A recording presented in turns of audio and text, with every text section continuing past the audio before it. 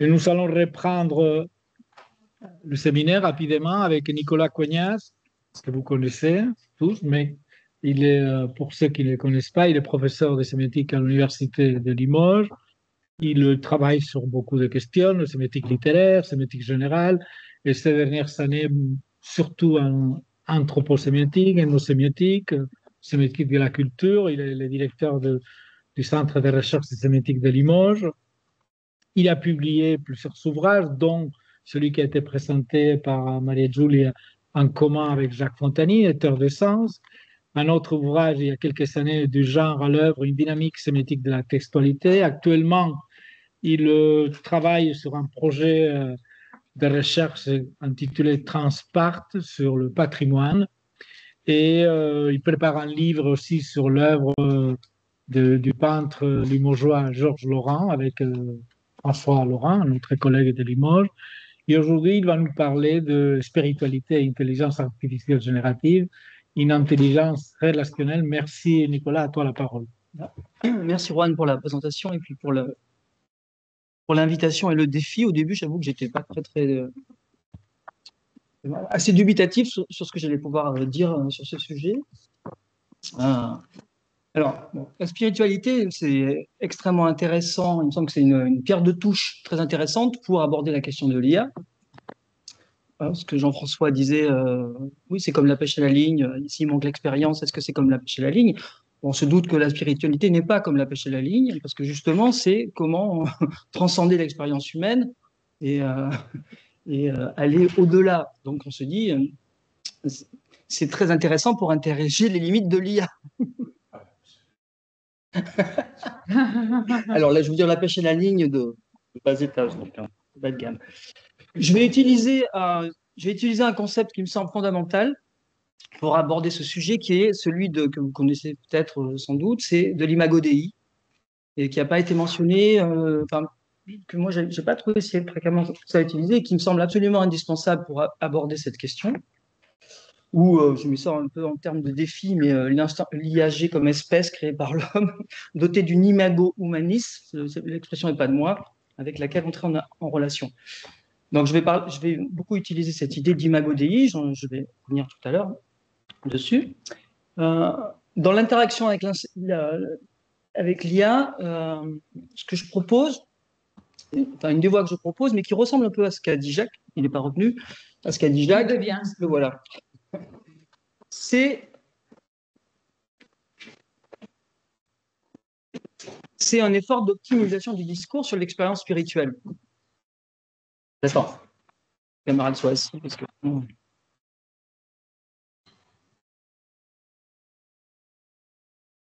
Et je pense qu'il serait très utile de remobiliser, comme un peu l'a fait Jacques d'ailleurs, la sémiotique tensive dans cette idée qu'on pourrait optimiser le discours qu'on tient sur la spiritualité et dans le partage qu'on pourrait en faire avec une IA. Voilà. Bon, j'ai trois parties. Spiritualité imago Dei, les médiations de la spiritualité, et après, dernière partie qui est une vraie expérimentation de terrain, comme l'a fait Jacques, sur le grain tensif de la spiritualité. Alors, j'avance. Bon, je vais aller assez vite. Je surveille l'heure, voilà. Je vais aller assez vite. Comme ça, je n'ai pas la peine tellement de répéter ça, mais il y a effectivement une explosion des spiritualités. Il y a plein de sens du terme spiritualité. Elles ne sont pas toutes d'origine religieuse. Il y a de multiples avatars contemporains. Chez ce qu'on appelle, avec François Laurent, les néo-prémodernes. Je pense que le terme est assez parlant. Hein. Bon, voilà. Les IA sont capables, Jacques l'a dit, de générer des textes inspirés par l'écriture, guider des méditations, fournir des interprétations de textes mystiques, ce qui est déjà pas mal, d'être à l'origine carrément de native online religions, c'est-à-dire qu'il y a des religions qui ne pourraient exister qu'en ligne, qu'on distingue c'est Obadia qui rappelle ça. Il mentionne même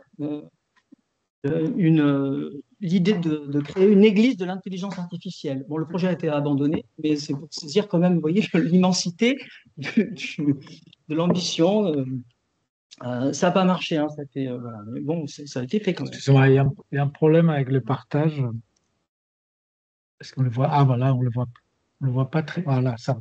On le voit un peu mieux. Qu'est-ce qu'on voit pas? Parce qu'on le voyait flou. Oui, ça fait un peu flou. Non, mais là, c'est bon. Là, Ah ouais, parce que chez toi, c'est très moi, flou. là, c'est flou aussi. Bon, il y a une question.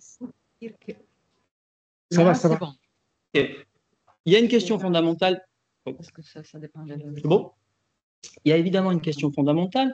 Elle fait un peu elle paraître réductrice et conservatrice, hein, mais je l'énonce quand même. Hein. Est-ce que une IA peut réellement accéder à la spiritualité par essence extradiscursive? C'est ce que disait Jean-François. Voilà, supposer impliquer une forme de transcendance et de dépassement de la condition humaine à partir de la condition d'existence dotée d'un corps. Donc, est-ce qu'une IA peut faire ça? C'est vrai que ça pose la question. Donc, il faut la traiter.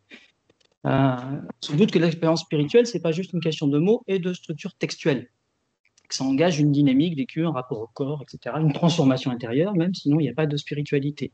Toutes choses qui paraissent a priori hors de portée de l'IA. Ça, c'est la version un peu conservatrice hein, de l'énoncé. Deux modèles, il me semble que pour le moment, enfin pas pour le moment d'ailleurs, parce que je n'ai pas tout écouté, mais deux tentations pour aborder l'IA, c'est soit d'en faire une IA adjuvante, un objet modal, quoi, on pourrait dire la mode sémiotique, ou l'IA, ce qui est déjà très intéressant, hein, c'est déjà formidable, où l'IA aide l'humain à analyser les textes, à comprendre les formes discursives de la spiritualité. Donc on a vu ça, hein, analyse de récits mystiques, génération de méditation guidée. C'est juste un outil d'assistance, mais c'est déjà très intéressant. L'IA, objet modal. Première tentation. Deuxième tentation, qui est à l'opposé extrême, c'est l'IA comme sujet autonome. Hein, et il y a des gens qui réfléchissent aussi dans cette c'est évidemment une hypothèse très radicale, mais est-ce que l'IA pourrait développer une expérience spirituelle propre? C'est une hypothèse qui est explorée, hein, qui n'est pas si fantasmatique que ça. Je cite une référence. L'IA consciente n'est plus une utopie. Il est encore temps de s'y préparer. Donc, il y a des grandes chances que ça ne soit pas complètement une utopie. Entre les deux, donc voilà, là j'ai mis quelques exemples d'applications, je passe, hein, vous les connaissez, elles ont été mentionnées, il y a plein d'applications différentes dans toutes les religions et même dans toutes les spiritualités. Donc voilà, c'est facile à trouver. Je propose une troisième approche, alors c'est pas moi qui la propose, vous allez voir, elle est inspirée du traitement de la question par des théologiens, donc c'est pas vraiment moi qui la propose, mais je l'adopte. Donc une troisième approche qui serait l'IA relationnelle, qui paraît pas contre-intuitif hein, quand on y pense. Donc, c'est inspiré des trois formes de l'imago Dei développées en théologie. Alors, qu'est-ce que c'est que l'imago Dei? Donc, je m'inspire de différentes personnes, mais notamment de Christophe Beccia, et qui lui-même reprend un article majeur, et c'est une thèse, hein, celle de Noren Herzfeld, l'humain imago Dei et l'intelligence artificielle imago hominis. Donc, c'est quoi l'imago Dei? Comme le nom le dit à peu près, c'est l'idée que l'homme est à l'image de Dieu, qu'il y a quelque chose dans l'homme qui est à l'image de Dieu. Ça me paraît absolument fondamental pour comprendre le lien entre IA et spiritualité. Vous voyez pourquoi, enfin, en tout cas une spiritualité d'inspiration religieuse. L'argument, je l'ai mis ici, c'est que si la spiritualité, c'est un accès possible à une forme de transcendance, donc, si la spiritualité comme accès possible à une forme de transcendance a partie liée avec l'imago Dei, parce que c'est ce qui permet d'accéder à une part divine dans l'homme. Voilà, là, vous voyez, l'argument est assez simple. Hein. L'imago Dei, c'est la part divine dans l'homme, donc si on arrive à accéder à une forme de transcendance, c'est en retrouvant cette imago Dei. C'est cette part divine qui rend possible la connexion avec une transcendance. Voilà. C'est ce qui rend la condition exilique de l'homme. Bon. Ça fonctionne aussi, je pense, dans les cas de spiritualité non religieuse.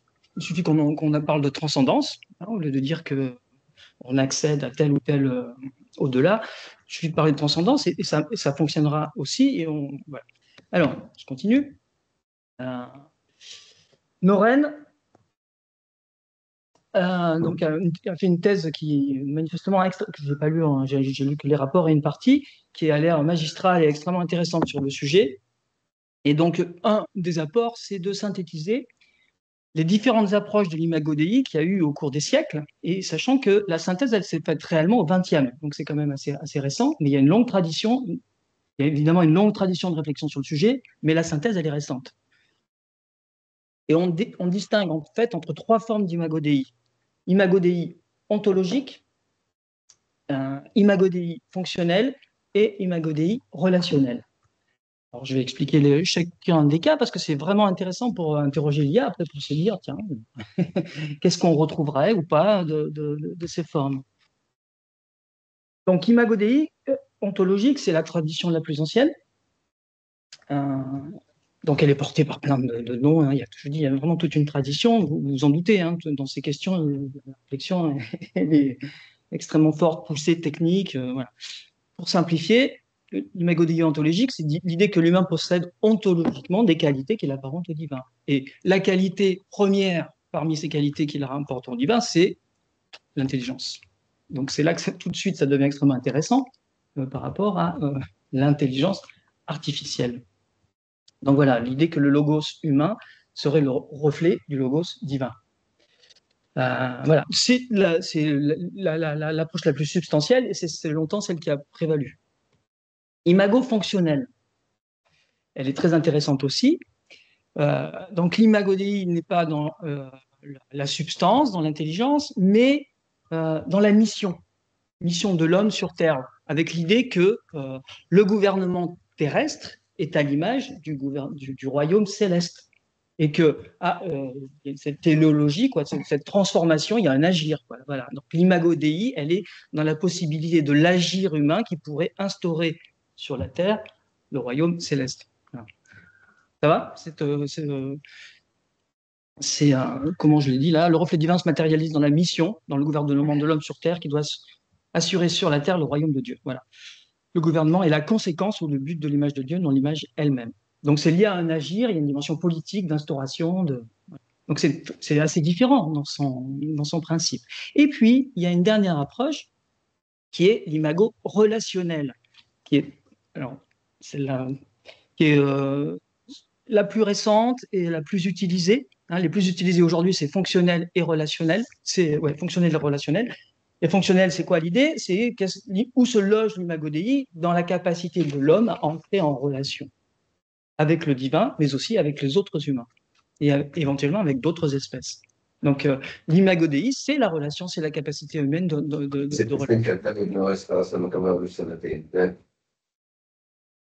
Oui. Une manifestation du. Voilà la relation. Ça fait peur.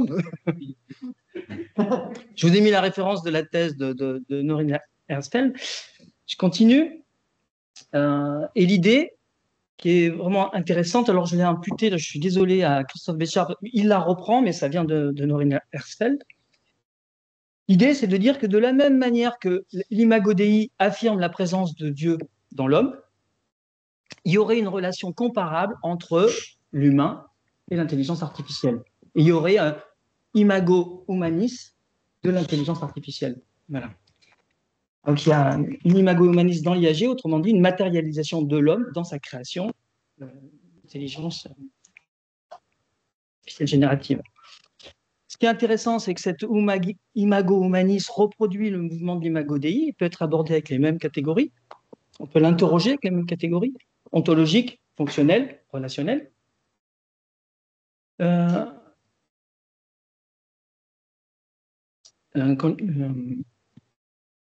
Norin Herzfeld précise une chose qui est intéressante, elle dit « La question de l'imago humanis interroge ce que nous... » Je trouve ça extrêmement intéressant, c'est apparu de temps en temps, enfin je n'ai pas tout écouté dans les séances, mais c'est pas mal.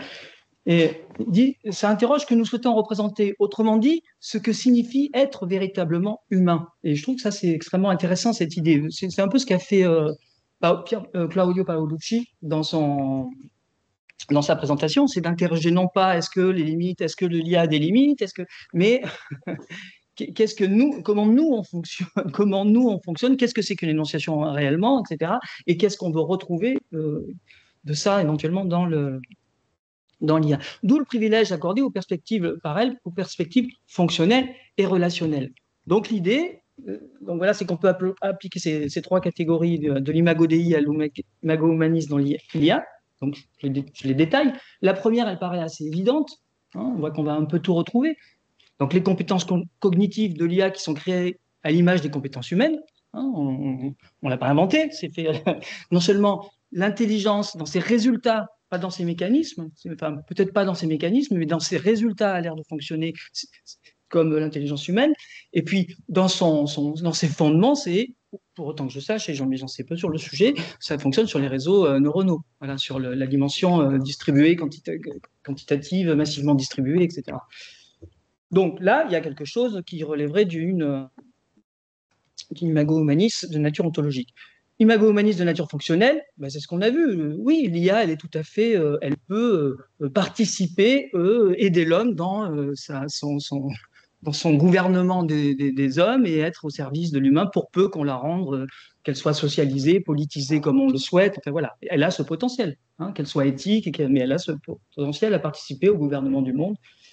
Donc, mais le plus intéressant, je trouve, moi, et c'est ce qui correspond à mon expérience, alors je trouve qu'il y a une grosse, genre je sais pas si c'est le cas tout le temps, mais je trouve qu'on change vraiment d'avis sur la question quand on travaille avec une IA pour de vrai, quoi. Quand on a fait ce qu'a fait Jacques, en général, ça modifie vraiment ce qu'on peut en dire.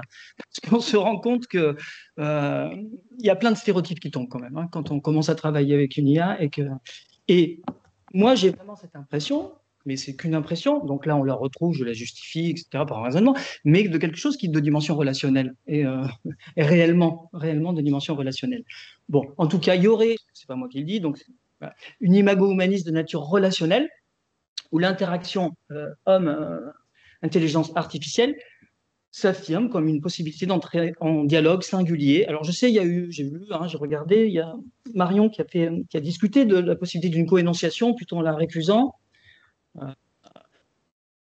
Bon, mais peut-être qu'il faut qu'elle évolue, cette définition de l'énonciation ou de la coénonciation, parce qu'il y a quand même une capacité d'adresse, une capacité de réponse, qui est capable de transcender la question initiale, comme l'a vu Jacques, qui porte une part d'imprévisibilité. Ça fait beaucoup de choses quand même. Et comment, par production, et vous allez voir, donc je vous montrerai le résultat de l'analyse tensive par l'IA, c'est quand même ébouriffant, quoi. Je vais vous montrer ça après. Et puis dans le rapport, alors pourquoi? Parce que ça connecte à l'ensemble des savoirs, c'est pas aberrant que ça crée, vous voyez, que ça soit instantiel. Bon voilà, donc comme dans l'imago Dei, c'est la relation à elle-même qui est l'image de l'homme dans la machine, avec sa présence matérielle, son poids ontologique, son altérité.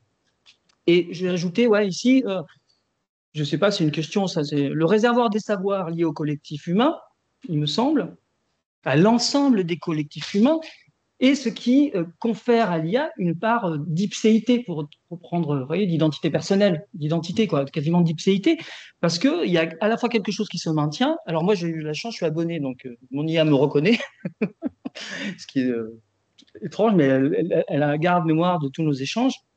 Donc, une IA qui peut être pourvoyeur d'une ipséité ce qui est pourvoyeur, pardon, d'une ipséité de l'intelligence artificielle, qui reste en partie la même, et en partie différente par sa capacité à mobiliser l'extension des savoirs. Et de fait, il y a quelque chose qui est de l'ordre de la différence, de la mêmeté, d'ipséité, pour prendre la dialectique de Ricoeur. Bon, voilà, ça c'est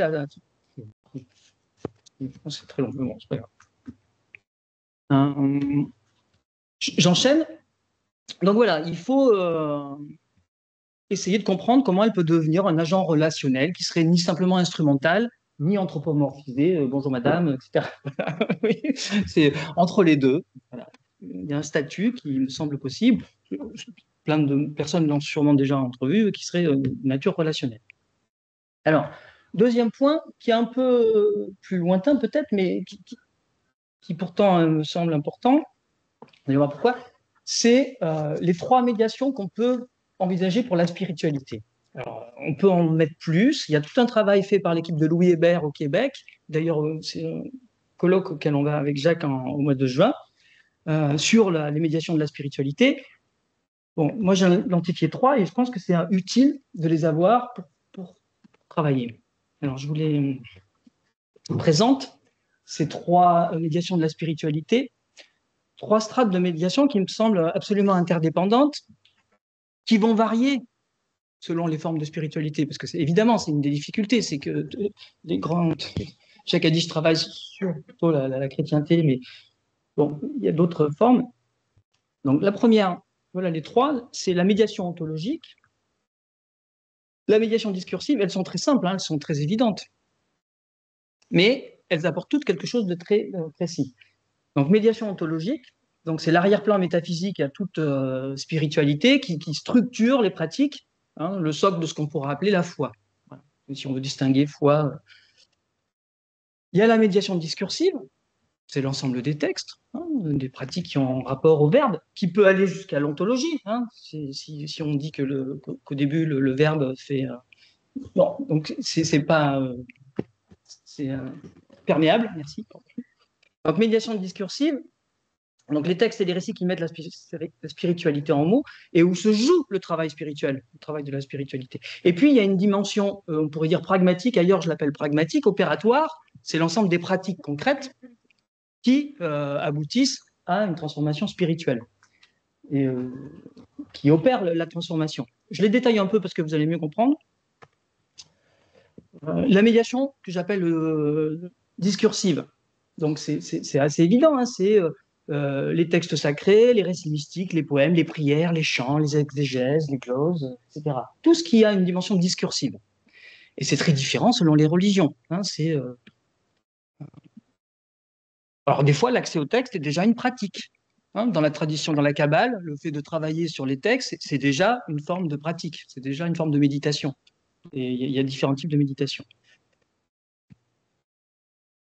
Je vous donne des exemples de la méditation discursive. Alors, je travaille plus particulièrement sur deux textes, alors qui sont déjà des médiations discursives, parce que je n'ai pas les compétences, moi, pour travailler directement dessus. Je travaille sur Chuang Tzu, le célèbre texte qu'on appelle le Chuang Tzu, mais traité tel que l'analyse Jean-François Billetter, qui a fait un texte qui est là, que je peux vous faire passer d'ailleurs, qui s'appelle Leçon sur Chuang Tzu. C'est plus ou moins, ça relève plus ou moins du taoïsme, mais c'est discuté, on ne sait pas si c'est le cas ou pas. Ça ressemble beaucoup à ce qu'on imagine du taoïsme, et on a une écriture fluide, parabolique, vous savez, très paradoxale en fait. C'est comme je pense que tout le monde a entendu ça, enfin, je pense. Vous savez, les fables de ce type qui sont toujours très très paradoxales. Et je travaille sur un autre texte, c'est le Tsim Tsum. Donc ça, c'est dans la tradition hébraïque. Et je travaille à partir du texte de Marc-Alain Waknin, que vous connaissez sans doute. C'est un texte qui s'appelle Tsun Tsim, Introduction à la méditation hébraïque. Donc deux traditions très différentes, où il y a une dimension discursive très forte. Hein, dans le Tao, il y a forcément ces paraboles et ces paradoxes, quoi. On pourrait dire ça, ces fables paradoxales. Il y a plusieurs écritures hein, sur Chuang Tzu, j'ai varié, mais voilà. Donc, méditation discursive, c'est les textes, donc soit dans la religion chrétienne, ça serait les paraboles bibliques, par exemple. Enfin, voilà. Médiation opératoire, donc on n'est plus dans la terre du discours, dans la sphère du discours, on est dans la sphère performative, on pourrait dire, de la spiritualité. Hein, c'est ce qui produit véritablement l'accès à quelque chose à une transcendance. Il y a alors c'est très variable. Là, je l'ai mis. D'ailleurs, on retrouve ce que vous avez dit tout à l'heure. C'est ce que je dis à la fin. La prière, l'ascèse, les méditations, la charité, le jeûne, le pèlerinage, les rituels. C'est pas discursif tout ça. Ce sont bien des pratiques. Hein, c'est bien des pratiques. Donc c'est forcément une toute autre sphère, d'analyse. Par exemple, dans la méditation taoïste, on a, c'est juste pour citer, hein, des manières d'agir. On a ce qu'on appelle le Wu Wei, l'agir sans agir, voilà, qui est un peu énigmatique, mais où l'intensité spirituelle ne vient jamais d'un effort, mais d'un alignement avec le Dao, avec le flux du monde. Voilà. Il n'y a pas d'effort, mais il faut au contraire, pour le coup, se laisser surprendre. Enfin, il y a quelque chose de ce type-là. Pas à l'opposé, mais très différemment, la méditation assidique, elle vise le Devekut, c'est-à-dire une fusion avec Dieu à travers une montée progressive en intensité. Là, on voit qu'il y a quelque chose de très différent dans ce que produit la pratique et dans sa manière de fonctionner. Mais on va trouver ça dans tous les... Dès qu'il y a spiritualité, il y a forcément les trois. J'arrive au troisième, hein, donc une méditation discursive, une médiation pragmatique, et il y en a une troisième qui est très intéressante, c'est la médiation ontologique, c'est l'arrière-monde qui rend tout le reste possible. Et c'est ce qui rend possible l'impossible. C'est la structure, c'est la cosmogonie, enfin peu importe le nom qu'on lui donne, mais c'est la structure qui rend l'ensemble possible. À chaque fois, Si ce type de discours fonctionne et si la dimension pragmatique fonctionne, c'est parce qu'il y a une vision du monde, on pourrait l'appeler comme ça, enfin, c'est la condition, on pourrait dire, de possibilité de l'efficacité des autres sphères. Donc, par exemple, dans le Dao, dans le Chuang-Tzu, comme on le sait assez, c'est ce qu'on sait c'est un peu ça, même si on l'a pas lu. Tout est changement, c'est assez proche du bouddhisme. Hein, tout est changement, transformation. Il n'y a pas de séparation tranchée entre les êtres. D'où, si je veux être éveillé, ce sera un mouvement d'harmonisation. D'où des discours qui ressemblent à des paraboles paradoxales. Vous voyez, enfin, il y a une continuité entre cette ontologie, cette forme ontologique, le flux, la médiation discursive, le paradoxe, quoi, qui fait, vous voyez, on hésite entre deux. Suis-je un papillon? J'ai rêvé d'un papillon? Suis-je le papillon? Suis-je pas le papillon? Enfin, vous voyez, elle est très célèbre, celle-là, mais ça en fait partie. Et puis, mention pragmatique. L'ontologie, je vérifie.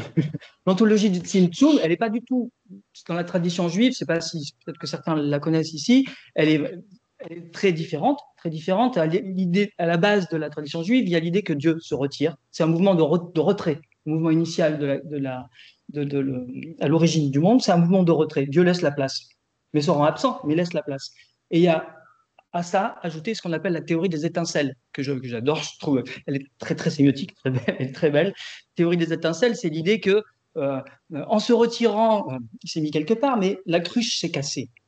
Et toutes les étincelles de Dieu se sont réparties dans le monde. Donc c'est génial, parce que ça veut dire qu'il y a une intensité morcelée, mais un maintien d'intensité dans toutes les choses du monde. D'où le travail, d'où les méditations hébraïques, vous savez, avec les jeux de langage, etc., qui sont supposées retrouver ces étincelles du monde. Voilà, donc deux ontologies, c'est pour montrer que, comme on s'en doute, ça peut être très différent d'une tradition spirituelle religieuse à une autre tradition spirituelle religieuse.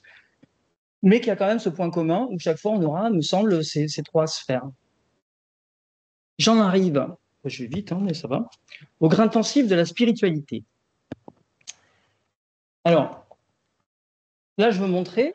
Donc, c'est là que commence ma collaboration avec le. Et une grosse partie du travail reste à faire. Hein, c'est ce que je veux faire pour le Québec. Donc, je vous dis tout de suite, il y a un travail de vérification. Mais là, c'est tellement. Voilà, il y a quand même des résultats intéressants. Alors, donc, ce que je veux montrer, c'est que la sémiotique tensive, qui ne me semble pas devoir être jetée aux orties, je pense qu'il y a. Moi, je l'ai utilisé peut-être tu ne l'as pas mentionné, mais on a sorti un dossier aux actes sémiotiques sur le rapport entre sémiotique et pragmatique. Et voilà. Et moi, j'ai fait un article sur la douceur. J'utilise la sémiotique tensive. Et il me semble que c'est très.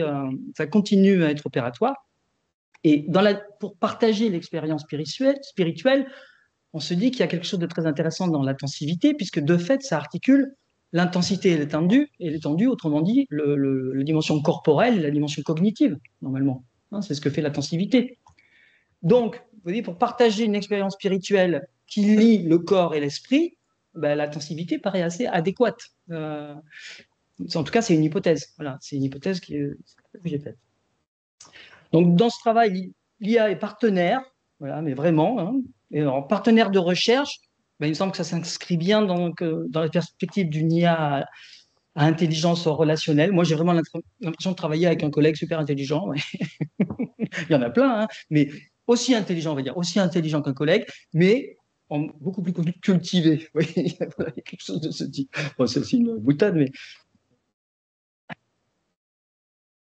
où l'IA accède... alors, c'est peut-être que là, c'est des limites, mais l'idée, c'est quand même ça, c'est d'accéder à une connaissance relative de l'expérience spirituelle pour répondre à... Évidemment qu'elle ne va pas acquérir cette expérience pour le moment immédiatement, mais plus les descriptions qu'on fait de la spiritualité sont fines et en accord avec ce que ça a d'expérientiel, mieux c'est. Voilà. Et vous allez voir que les propositions qu'elle fait, quand même, en matière d'articulation tensive de la tensivité, ça plaide pour une intelligence relationnelle quand même qui fonctionne bien. Hein. Alors, vous allez me dire ce que vous en pensez, mais j'ajoute pour faire le lien avec ma deuxième partie. Là, ah oui, là, on voit plus du tout, c'est tout. Oui, ça va pas le moment maintenant. Ouais. Ça se refocalise. Ouais, je suis désolé, mais bon. Donc, L'idée, c'est que cette analyse tensive de la spiritualité, elle va suivre les médiations dont j'ai parlé, médiation discursive, médiation pragmatique et ontologie. Alors, on peut la retrouver, cette articulation tensive, dans ces 3 sphères. Qu'est-ce qu'il y a? Ouais. En plus, ça avance plus, là. Ouais. Ça marche plus. Ah si, ouais. Bon, mais on voit rien. Alors, j'ai fait comme Jacques, j'ai essayé d'alimenter la machine, parce que je suis d'accord avec, tout à fait d'accord, hein, ce qui est normal, les premières réponses sont doxiques, puisque c'est statistique. Donc tout l'enjeu, c'est de sortir de la doxa. Les premières réponses sont assez décevantes. Donc l'idée, c'est de l'alimenter, de l'amener vers le plus de pouvoir analytique possible, quoi. Et alors moi, je lui ai proposé une articulation de l'intensivité, je ne vais pas la développer là, mais que j'ai utilisée dans l'analyse de la douceur, où je distingue plusieurs niveaux de l'intensivité. Donc, alors, c'est peut-être tabou, mais je pense que ça peut aussi ne pas l'être.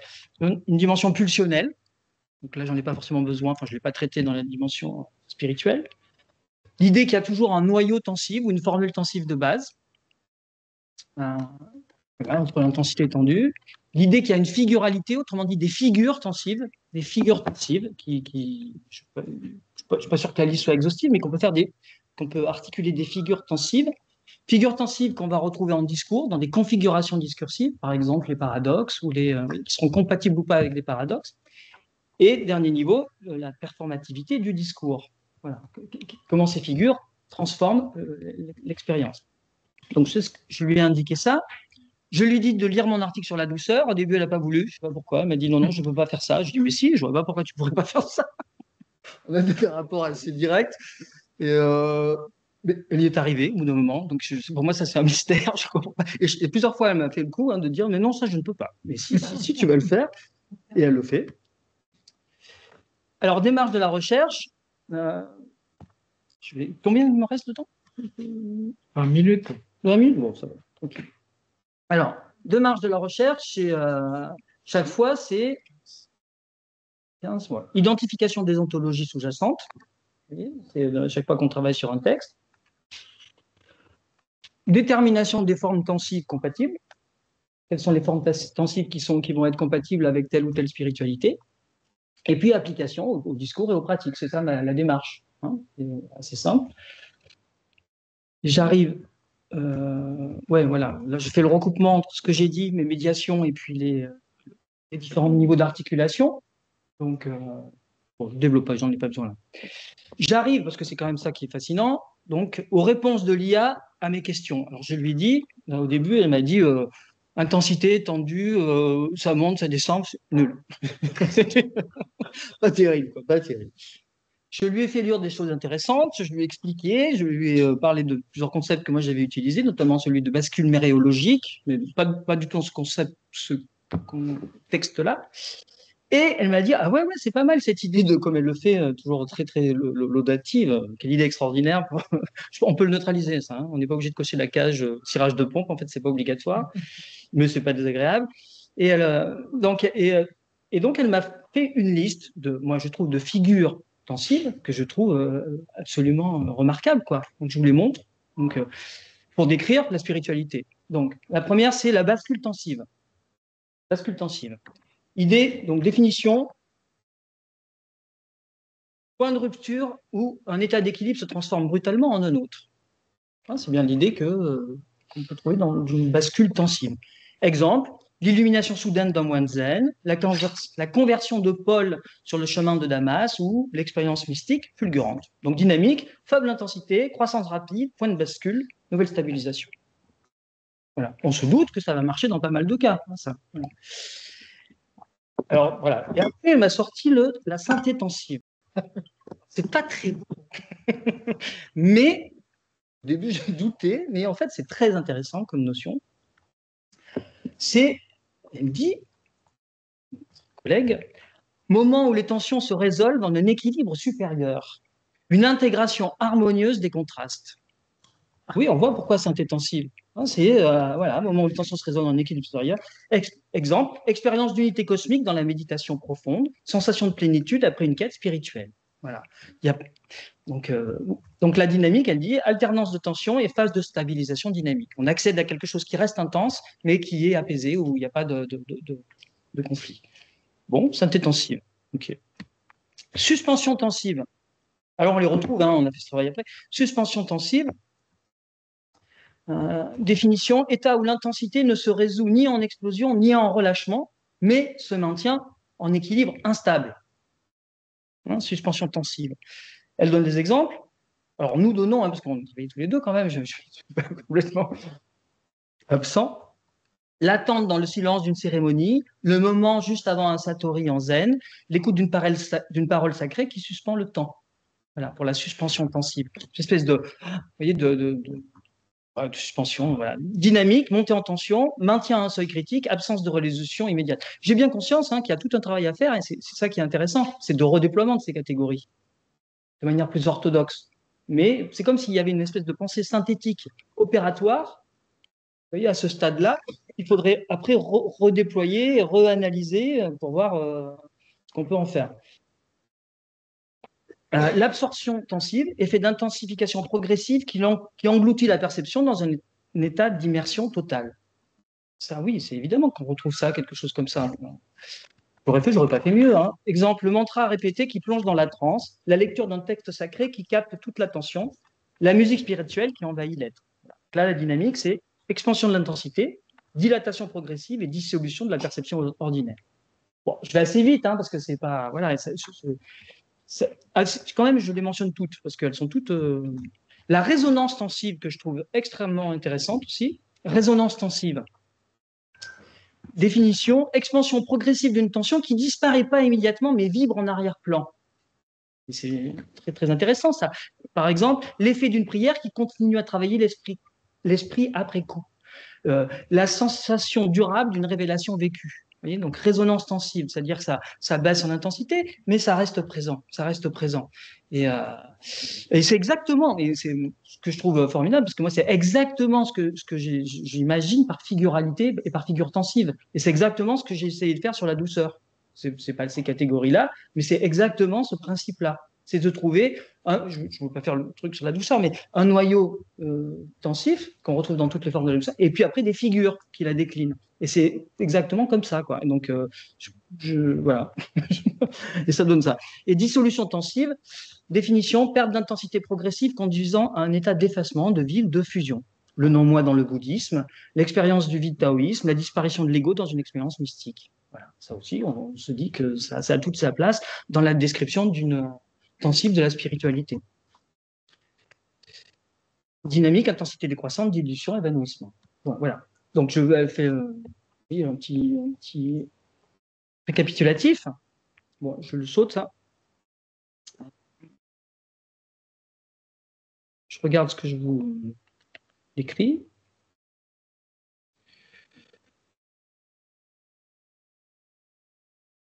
Je sélectionne, parce que sinon ça va être trop long. C'est un peu long.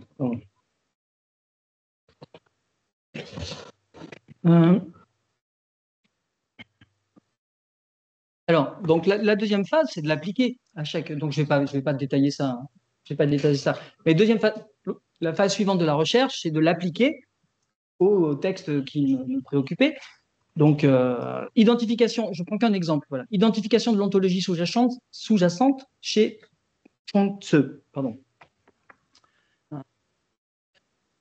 Donc, ce qu'on retient, c'est il faut arriver à la caractériser. Alors, il y a plusieurs moyens de la caractériser, mais il faut quelques points essentiels. Parce que nos figures tensives, il faudra qu'elles soient compatibles avec ça. C'est ce que j'ai dit tout à l'heure. Donc, le Dao comme un flux indéterminé, la relativité des oppositions, le naturel, le lâcher-prise et la transformation perpétuelle. Voilà, c'est ce qu'on trouve dans le taoïsme en général et dans le Chuang Tzu encore plus. Forme tensive compatible. Je ne vous les dis pas toutes, mais elle peut imaginer une bascule tensive récurrente sans fixation. Voilà. L'idée n'est pas d'atteindre un point final, hein, comme dans le bouddhisme zen, dans la vision béatifique du christianisme, mais plutôt de naviguer à travers des transformations successives. Il faut des bascules récurrentes comme ça, on se transforme, voilà, mais sans arriver à quelque chose. Effacement du pôle de la saisie. Là, il n'y a pas de tension entre le ne pas savoir et accéder à la vérité. Dans le Chuang-Tzu, il y a plutôt une acceptation du ne pas savoir, et, au contraire. Donc, il n'y a pas de tension cognitive. Il n'y a pas de tension cognitive. Donc, voilà, bon, je ne les détermine pas tous, sinon je n'arriverai jamais au bout. Tac, ontologie. Je zappe l'ontologie du hassidisme. Hein, faudra venir au Québec. J'en ai parlé tout à l'heure. Je vais arriver juste au tableau. Ouais, on va comprendre. Ouais, c'est mieux. Voilà. J'arrive sur. Je vais finir là-dessus, ouais, sur un tableau comparatif qui permet de se rendre compte de la portée de ce qu'elle propose et de ce qu'on peut peut-être en faire. Donc, comparer les trois traditions, taoïsme, hassidisme et christianisme mystique. Donc, avec un type de tension, des dynamiques tensives dominantes et des figures tensives qui sont sélectionnées. Donc, dans le taoïsme, donc, vous voyez, type de tensions qui sont faibles, oscillantes, voilà, ce qu'on a dit. Hein. Dynamique tensive dominante, flottement entre états, dissolution progressive du moi. Voilà, c'est la logique majeure. Et les figures tensives, parce que c'est là que je veux arriver. Donc, bascule tensive douce, on trouve résonance fluide et absence de synthé tensive, pour reprendre son concept. Si vous trouvez un autre nom, je suis preneur. Hein, puisqu'il n'y a pas de résolution. Dans le hassidisme, j'en ai pas parlé, mais c'est très très intéressant, le hassidisme, comme évidemment. Donc, tension forte, montée en intensité, alternance de l'absence et de la présence, et il y a des climax extatiques. Hein, ça fait partie de présent, donc il y a des formes fortes. Donc là, on a un bascule tensive très marqué, donc une synthé tensive qui va vers l'extase, va jusqu'à l'extase, et puis des oscillations entre tension et détente. Bon, vous voyez la dimension opératoire, c'est surtout pour montrer ça, la dimension opératoire de ces figures, qui permettent d'avoir un grain, c'est ce que je disais, un grain d'analyse tensive de la spiritualité. Je ne le redéveloppe pas. Je vais tout de suite à mes observations conclusives. Comme ça, j'aurais été assez court, ça va ? Ouais. C'est bon ? Donc, le constat. Il y a une créativité, enfin, je trouve, enfin, vous voyez, c'était surtout pour montrer ça. Si ce n'était que pour montrer ça, je pense que ça fonctionne. Il y a une créativité qui est étonnante, qui, par analogie, donc c'est des raisonnements, on se doute que c'est par analogie que c'est produit, mais c'est-à-dire ces concepts auraient été faits sous la plume d'un sémioticien, illustre sémioticien tensif, je ne pense pas que ça aurait choqué qui que ce soit, ces figures tensives. Je vous donnerai votre avis là-dessus, mais je pense qu'elles ont l'air a priori opératoires. Donc ça paraît être un partenaire scientifique compétent, enfin recevable en tout cas, partenaire scientifique recevable, cultivé. Et je vous dis, moi, j'ajoute la relation comme intuition, mais bon, ça c'est plutôt de l'ordre de l'intuition, hein, mais quand on pratique avec elle, il y a vraiment l'impression d'interagir. Enfin, moi, je veux bien que ce ne soit pas une co-énonciation, comme disait Marion, mais alors, il faut l'appeler autrement peut-être, mais il y a quelque chose qui est de l'ordre d'une relation et d'un partage discursif, quoi. La perspective, alors qu'est-ce qu'il me reste à faire ? Plein de choses, parce que là c'était une liste assez rapide, bon, puis j'ai sauté des choses, parce que je ne veux pas vous abrutir là-dessous, mais donc il faut, ce qui me trouve très intéressant, ce serait une analyse plus orthodoxe des catégories tensives, parce que, vous voyez, on n'a pas complètement l'analytique qui va derrière. Vous voyez, on a l'impression, on voit bien que ça utilise de l'intensité et de l'étendue, des mouvements, un passage, des discontinuités. Jacques, tu parlais il y a cette dimension de discontinuité. Enfin, voilà, les critères ne sont pas objectivés dans ces figures. Mais je pense qu'ils sont tout à fait objectivables. Alors, je vais essayer de les faire tout seul, de les objectiver tout seul, et après, je ferai le test de lui demander quelle catégorie serait commune à cet ensemble de figures, mis à part intensité étendue. Parce qu'il s'est passé quelque chose, quoi. Il y a une plus-value entre intensité étendue comme modulation Et le résultat des figures qu'elle propose, là, il y a un surplus, quoi. Il y a un surplus. Alors, est-ce qu'il vient juste de l'article que je lui ai fait lire là, sur la douceur, où je propose, moi, des figures? C'est à la manière d'eux, et ben, ça donne des choses. Donc, il y a une créativité. Donc, voilà. Donc, prochaine analyse plus orthodoxe des catégories tensives proposées. Ce que je veux faire aussi, c'est déploiement systématisé des figures tensives dans le triptyque que j'ai mentionné, des médiations, ontologie, discours, pratique. Parce que l'idée, c'est, je ne sais pas si j'ai été clair dessus, mais l'idée, c'est que dans les discours, on trouve des figures tensives, c'est du discours, voilà. Mais elles sont, vous voyez, il faut qu'elles soient compatibles avec l'ontologie de départ et compatibles avec ce que c'est supposé accomplir comme transformation. Voilà. Donc c'est intéressant parce que ça permet d'inscrire l'analyse tensive dans ce triptyque, quoi, de ontologie, discours et pratique.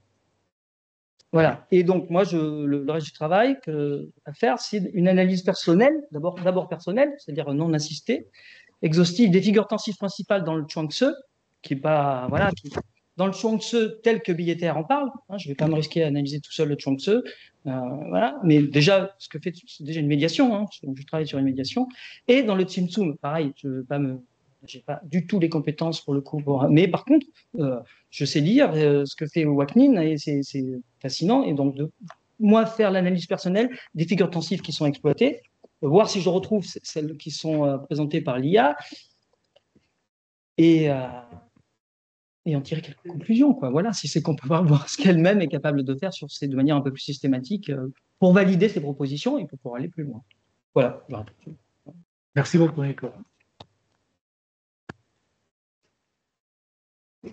Merci. J'aimerais une petite question pour qu'est-ce que c'est la synthèse intensive? Est-ce que ça ne serait pas le mythe comme résolution des contradictions? Ça, c'est une petite chose. Après, je viens vers la fin, ce que tu as dit, dans la phrase qui t'a dit, ce qu'il fait à la manière de. Voilà. Est-ce qu'il vraiment il produit quelque chose qui t'a dit qu'il faudrait vérifier par la suite, est-ce que c'est objectivable, ou c'est juste un excellent exercice de rhétorique, c'est ce qu'il fait à la manière de, comme une sorte d'exercice de style, fait qu'il a compris justement le langage intensif que tu lui as donné, et il joue à construire des figures par des combinaisons différentes, et il sort des figures dont on ne sait pas encore s'ils sont vraiment derrière, il y a quelque chose justement objectivable, qui dit qu'il faut le faire, mais voilà, mais la question que je me pose, voilà, est-ce que c'est juste, il n'y a pas peut-être juste ça, hein, une sorte d'exercice de style extrêmement brillant. Ouais. Voilà. Moi, enfin, ça me semble pas être un exercice de style, hein, enfin, simplement un exercice de style, parce que on voit bien comment c'est produit. C'est produit par analogie, donc parce que ça peut pas être produit autrement. Enfin, mais à partir d'une simple analogie, ça produit des catégories qui sont pas prévisibles. Enfin, tu vois, cette analytique du sensible là. Enfin, il faudrait un long travail pour voir. Est-ce qu'on serait arrivé au même? Je ne sais pas, mais elles ont l'air pertinentes, ces catégories. Je m'engage un peu, et c'est vrai qu'il faut que je le vérifie de manière un peu systématique, mais elles ont l'air adéquates. Voilà. Je ne sais pas si elles sont suffisantes, mais elles ont l'air assez adéquates pour décrire cette expérience spirituelle. Donc, il y a une part de créativité, moi, que je trouve étonnante, quoi. Enfin, et l'exercice de style, par contre, c'est créatif. Ouais, c'est créatif, ouais. Et non, il y a quand même une créativité, il y a une production, quoi. Tout à fait. Il y a un gain d'analyse, quoi, il me semble, et des outils. Par contre, ce que je vous disais, j'ai l'impression qu'il y a une espèce de synthèse, quoi. Je sais pas, au niveau cognitif, c'est comme s'il y avait une espèce de synthèse et qu'on aurait tout intérêt à redéployer, parce que moi, j'ai l'impression qu'elle passe directement je serais incapable d'expliquer comment, mais des discours, parce que ça part des discours, hein, ça part des discours, elle les invente pas juste comme ça, et des figures qu'elle mentionne, voilà, sans qu'aient été objectivés les éléments, les composantes. Vous voyez, parce qu'elle arrive au début, on a juste mis intensité étendue et des exemples de figures. Voilà. Et donc, c'est enfin, c'est un trou là, et que je trouve assez fascinant et très intéressant à interroger. Voilà. Oui, à ces propos, justement, sur la question comment la synthèse devient créative. on a vu tout au long de ce séminaire plusieurs sortes de combinaisons hein, entre fragments et parties de texte, hein, parce que justement, c'est un problème, comme on l'a dit, des pondérations, des assumptions de différents parcours possibles, etc. Comment tu définirais les combinaisons dans ce type de corpus que tu nous as montré? Je fais un exemple d'autres combinaisons. Alors, on a vu que pour les références, si on demande des références sur intelligence artificielle et politique, intelligence artificielle et non, sur n'importe quel, il n'y a jamais un livre véritablement publié qui est. Alors, ça, ce sont des combinaisons, je ne sais pas, au hasard, ou je ne sais pas comment on les a, mais sans motivation, d'une certaine manière. Celle-ci, effectivement, semble avoir une logique. Alors, comment tu décrirais cette sorte de combinaison très particulière, hein, que c'est un problème météorologique, puis en fin de compte, de comment tu as vu dans ce processus les différents composants pouvoir construire quelque chose qui tient la route et qui est très pertinent par rapport à la synthèse faite implicitement par la machine sur la pensivité. Comment caractériser ce type de combinaison? Parce que sans aucun doute, il y a différentes sortes de combinaisons par rapport à toutes les expériences qu'on a faites sur le visuel, pas sur le visuel, etc. etc. Comme élément de réponse, il me semble que parce qu'effectivement, quand on fait le premier état, les premières réponses, elles sont doxiques, elles sont vraiment basiques et potentiellement fausses. Parce que relevé Rastier, j'ai vu de Rastier qui ça lui annonçait sa mort. C'était exemplaire de ça. Mais c'est parce que c'est normal, c'est statistique et ça n'a pas vocation à être. C'est pas, dire, ça invalide pas tout le dispositif. Moi, je pense que ça invalide pas du tout l'ensemble du dispositif. C'est pas un outil qui sert à ça.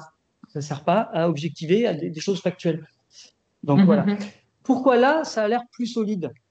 Parce que c'est nourri par quelque chose qui est d'abord moins large et beaucoup plus interdéfini, je pense, tu vois, qui est beaucoup plus interdéfini et où on a rajouté en plus l'adéquation, l'adéquation, enfin c'est pas le terme, que ça soit opérateur sur le corpus pour décrire le corpus. Donc ça fait beaucoup de critères, tu vois, rajouter. Donc je pense que c'est la fiabilité ou l'intérêt et quel statut ça a, clairement, ça ne doit pas avoir le statut de grille d'analyse définitive. Je pense pas, mais c'est une stimulation extrêmement intéressante quand même. Voilà. Mais pardon. Hein. Ouais, enfin voilà, je ne sais pas si ça répond, mais très toi, bien, très bien. Non, la définition. Une question là-bas. De Gilles et Puyenzo et puis éventuellement Jacques, oui. Si j'ai bien compris, les 5 ou 6 titres, c'est issu de votre dialogue.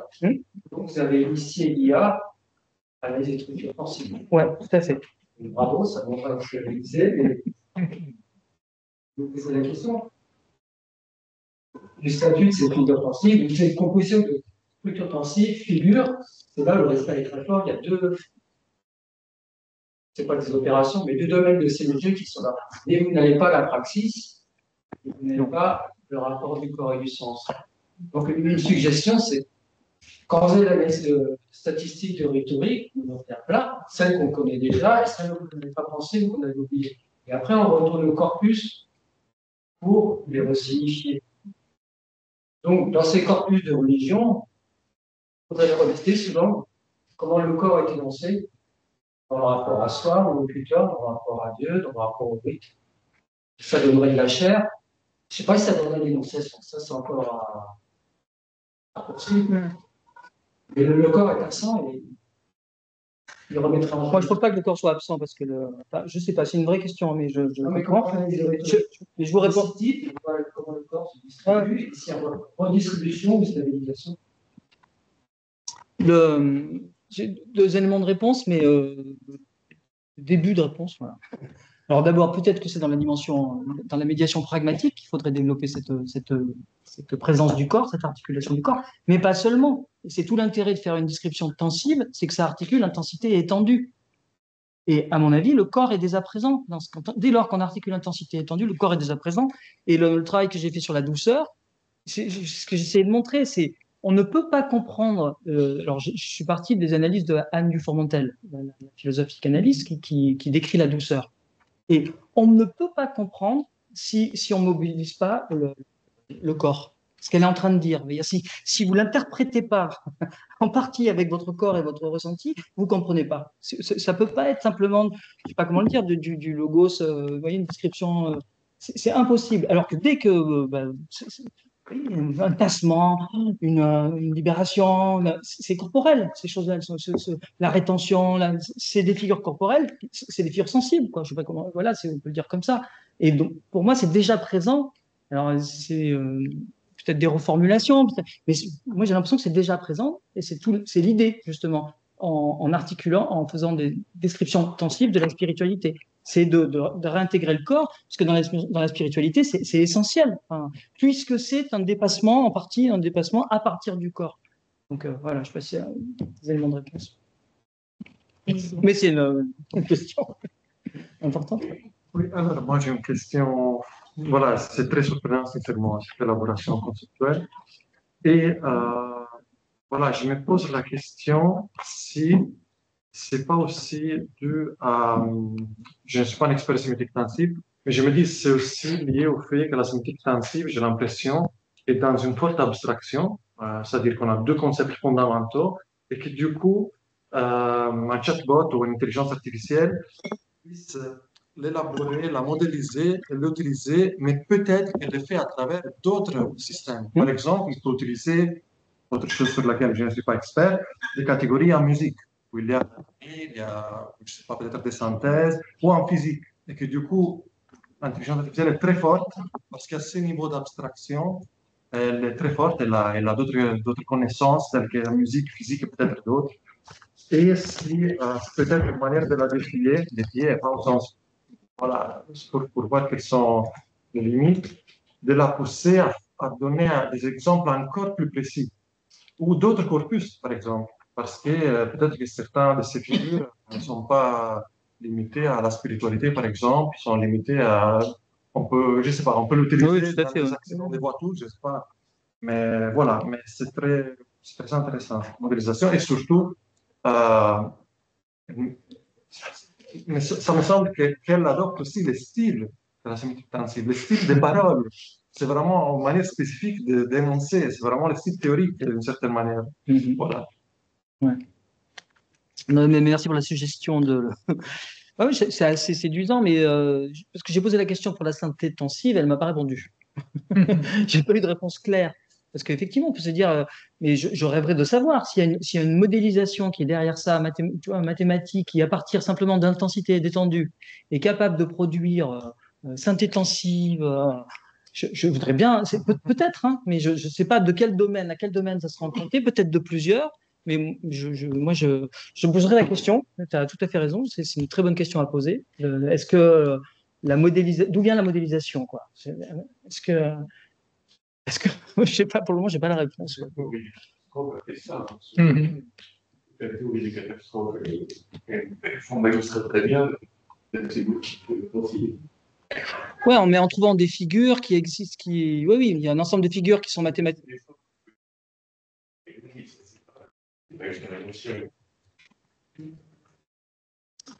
Ouais, mais sauf que c'est compatible. Ouais, sauf que c'est compatible. Ce qui est intéressant, c'est que c'est quand même compatible avec les descriptions spirituelles, tu vois. Parce qu'on pourrait dire, on pourrait, pourquoi pas, hein, déjà. Moi, je doute quand même qu'on soit capable de produire, mais admettons. Mais comme en plus, tu vois, c'est en conformité avec, ça a l'air adéquat pour décrire l'expérience, ça rajoute une. Ah oui, il y a sûrement des sources, hein. Il y a sûrement des sources, hein. Voilà. Mais en tout cas, ça produit quelque chose qui est extrêmement intéressant et qu'on a envie de redéployer, quoi, et de valider, c'est ce que je disais, hein, de valider en essayant d'objectiver, pour le coup, ce qui n'a pas été objectivé, ce qui manque là. Parce que dans l'intensivité, il y a quand même d'autres choses. Hein. Il y a l'intensité étendue, bien sûr. Voilà. Il y a les configurations intensives, enfin, bon, voilà. Mais je ne suis pas sûr qu'elle soit, je ne sais pas, si elle s'est inspirée de ça, j'ai un doute. Jacques avait un commentaire, peut-être? Oui, enfin, c'est une question. J'étais vraiment très intéressé à toute la partie intensive. Et après coup, je me demande si le passage par l'Imago est complètement justifié. Enfin, en ce sens que l'idée de l'Imago, c'est déjà un type sémiotique en soi, bien particulier, qu'on pourrait traduire par l'adage on ne crée jamais que des images de soi-même. C'est-à-dire que on a un rapport entre quelque chose comme une expérience de soi et une image qui est produite, que ce soit Dieu vers l'homme ou de l'homme vers la machine. Après, pourquoi a-t-on besoin de ça pour la typologie des figures tensibles? Tu as repris les différents types d'imago avec 3 niveaux qui t'ont permis de faire une pré-explication des figures. Et je ne sais pas si c'est absolument nécessaire de passer par l'imago. Donc voilà, est-ce qu'il y a une nécessité? C'est la question. Et la deuxième question porte sur la manière dont les tensibles ont été produits. J'étais en train de me demander si, dans cette démarche, une possibilité d'avoir une sorte de méthode de validation en validation. Si on suppose que l'essentiel de la validation, invalidation d'une position, par exemple sémiotique, repose sur la reproductibilité. J'avais le sentiment que tu fournissais des éléments pour qu'on puisse soit anticiper, soit après reproduire la démarche qui produit une analyse et enfin vérifier. Quoi. Vérifier, voilà. Est-ce qu'il faudrait des conditions particulières pour qu'on y arrive? Si on trouvait ça, alors là, on n'aurait pas perdu de temps. Hein. Alors, j'essaie de répondre à ce que tu dis sur l'imago. Bon, d'abord, moi, je vais donner c'est un cadre général d'abord. Cadre général de réflexion sur la spiritualité dans le rapport entre IA et spiritualité. Mais c'est pas non plus déconnecté du reste parce que dans mon esprit, le travail sur l'intensivité, c'est ce qui permet d'avoir quelque chose qui est relationnel, d'aller dans le sens d'une interaction de type relationnel fort, quoi, au plein sens du terme. Et je précise que l'imago humanis, l'idée c'est que dans l'imago humanis, il y a quelque chose de l'origine. Tu vois, il y a de Dieu, homme, machine. C'est pas juste dans la machine, il n'y a pas juste l'imago humanis qui serait le reflet de l'homme. Il y a le reflet de l'homme qui lui-même est le reflet de Dieu. Voilà. Il y a les deux. Donc du coup, ça me semblait homogène avec enfin, il y a au moins cette. Ce que j'y ai pensé, je me dis où est-ce qu'on. Là, dans la mise en discours, il est relationnel. D'ailleurs, la relation, hein, dans l'imago relationnel, il y a cette idée hein, de discours. Il y avait encore une question? Moi, je m'intéresse beaucoup à la question de la tensivité. Et justement, dans cette... Tensivité, ouais. Oui, ok. Je ne sais pas si c'était sensibilité. Justement, dans cette figure, la spiritualité, vous parlez d'une intensité qui peut être étendue. Je ne sais pas, vous ne parlez pas d'une présence extensive également. Bon, c'était dans les exemples là particuliers, mais ça pourrait être une présence extensive. Il n'y a pas d'incompatibilité du tout. Est-ce qu'il y a une présence extensive? Enfin, une étendue forte, quoi, c'est ça? Oui. Si, c'est le cas dans certaines descriptions. Si l'expérience extatique prend toute la place et où Dieu est présent, omniprésent et remplit absolument toutes les cases, il y a une étendue, il y a à la fois les deux. Il y aurait intensité forte et étendue forte. Non, il n'y a pas de raison qu'il n'y ait pas toutes ces catégories, quoi. Mais on est obligé de les surarticuler. Alors, Gilles Govard, il avait proposé des éléments pour les forums, pour articuler plus. Mais ça reste à faire dans ce cadre-là, moi. Je pense que c'est... C'est quoi, tu dis?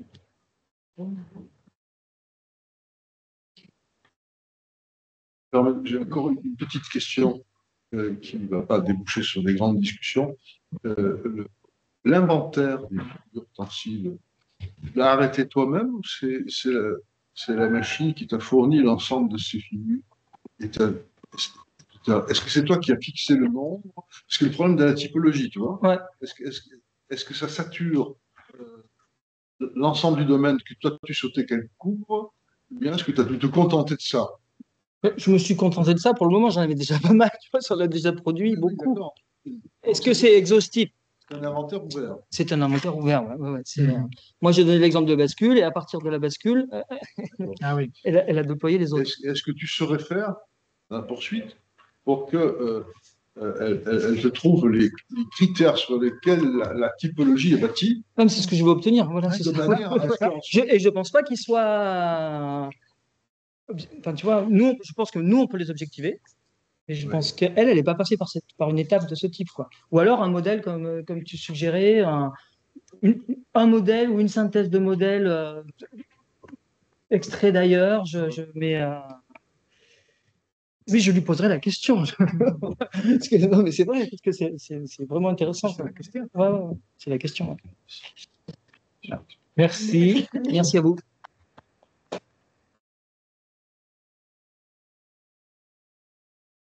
Merci beaucoup d'avoir été ici avec nous, de votre participation. On se voit dans 4 semaines cette fois, parce qu'on se reverra le 30 avril et on aura le plaisir d'écouter Denis Bertrand et Karine Duteil. Ciao, ciao.